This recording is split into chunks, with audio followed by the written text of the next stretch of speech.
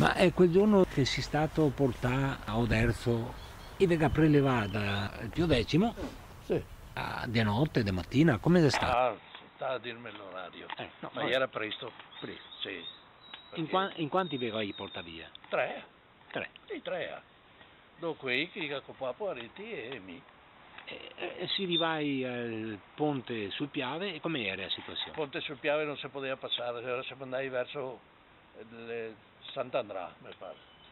E neanche a Assa Passarea non si poteva passare perché era il Piave in piena. Sant'Andrea di Barbarana. Sì. Non si poteva passare perché era in piena. E insomma, io parlottai, ne ho portato in Rio, Fagarè, io ho comprato e mi ho portato a casa. E come mai che io lo lascio a casa?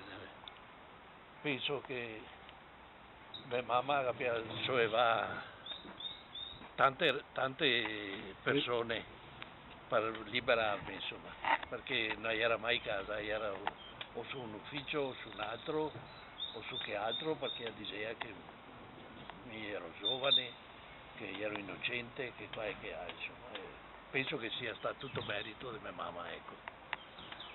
I sacrifici che ha fatto io sono molto superiori a quelli che dovrei farmi, che ho fatto me, insomma, ecco.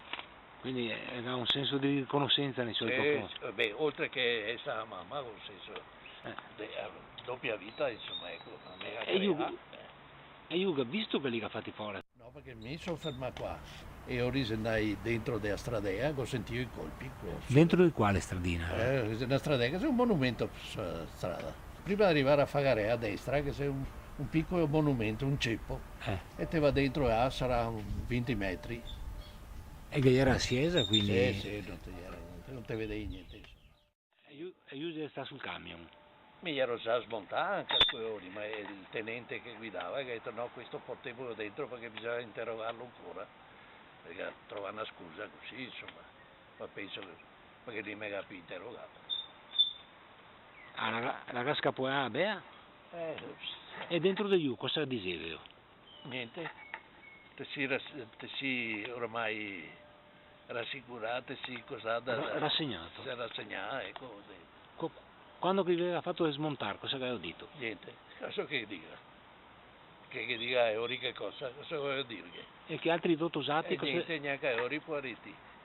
Io portai avanti, dopo prima di montare in camion ho sentito sventagliare le mitra e dopo ho visto i 3-4 delle brigate venire in Rio, e mi ha ciappato il peso e mi ha buttato in camion e si è sentita sola e basta, e mi ha portato a casa, finiamo. E era sempre lince anche ora, no? Che era lince anche a volte? No, non so, no, no.